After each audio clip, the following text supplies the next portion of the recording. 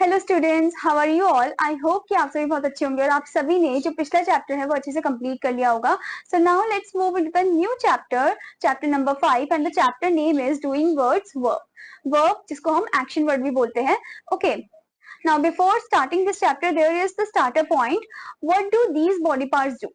यहाँ पर आपको बॉडी पार्ट्स के इमेजेस दे रखे हैं, ये बॉडी पार्ट्स क्या करते हैं। जैसे कि आईज दे रखा है, आईज क्या करती है, देखती है, सी, ब्लिंक करती है, विंग करती है, ठीक है। ऐसे ही हैंड्स क्या करते हैं, कैच करते हैं, थ्रो करते हैं, पिक करते हैं, ठीक है। ऐसे ही आपको अलग अलग बॉडी पार्ट्स के काम बताने हैं, यहाँ पर उनके एक्शन वर्ड बताने हैं। Okay students, now there is part A, look at the picture and read the sentences given below. आपको पिक्चर्स को ध्यान से देखना है, उनके सेंटेंसेस को पढ़ना है। जैसे कि फर्स्ट आपको दिया है अमर जंप्स, ओके। नेक्स्ट है Neetu dances, Gopi swims. Next है आपका Mona runs, Pooja cries, Ajay reads. Next है Pankaj throws, birds fly, children play. अब यहाँ पर आपको क्या बताया गया है, in sentence 1 the word jump says what Amar does, in sentence 2 the word dances says what Neetu does, in sentence 3 the word swim says what Gopi does, in sentence 4 the word run says what Mona does, in sentence 5 the word cry says what Pooja does, in sentence 6 the word read says what Ajay does, in sentence 7 the word throw says what Pankaj does, in sentence 8 the word fly says what birds do, in sentence 9 the word play says what children do. Okay, now the words jumps, dances, swims, runs, cries, read, throw, fly and play are called doing words or verb. इनको हम doing words या फिर verb बोलते हैं. Okay, words which tell us what someone or something does are called doing words. जो हमें बताते हैं कि क्या जो person है वो क्या चीज कर रहा है उसे हम doing words बोलते हैं.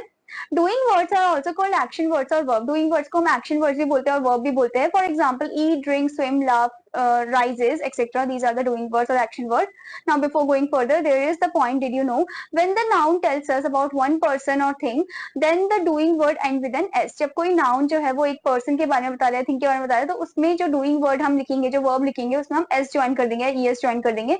जैसे कि for example, Amit reads, Neetu writes. Okay, next is when the noun tells about more than one person or thing, then there is no s at the end of the verb.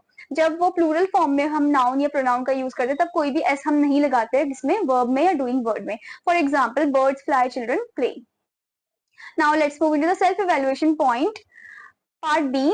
Circle the doing word in the following sentences. आपको doing word पे circle करना है. जैसे कि first sentence है the boys play cricket, तो यहाँ पर प्ले जो है आपका डूइंग वर्ड है, तो आप इस पे सर्कल करोगे. ऐसे आपको सेंटेंस को ध्यान से पढ़ना है और जो डूइंग वर्ड है उसी पे आपको सर्कल करना है.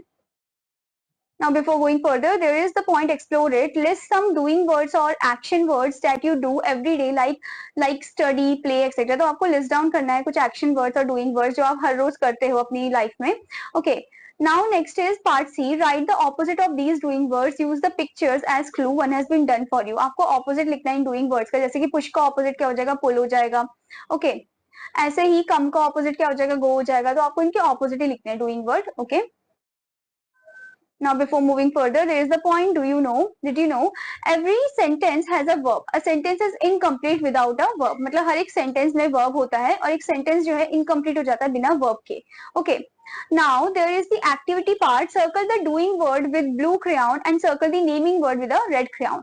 आपको doing word को blue से circle करना है और आपको naming word को red से circle करना है. जैसे कि work आपका क्या है, works आपका doing word है, तो आप blue से circle करोगे, ठीक है. ऐसे ही आपको दूसरे जो words है उनको ध्यान से पढ़ना है और आपको circle करना है with the help of the crayon. Okay. I hope student that you understood this chapter. और आपका homework है कि आपको इसके exercise part को complete करना है. Now I'm gonna meet you in another class. Till then students, bye bye.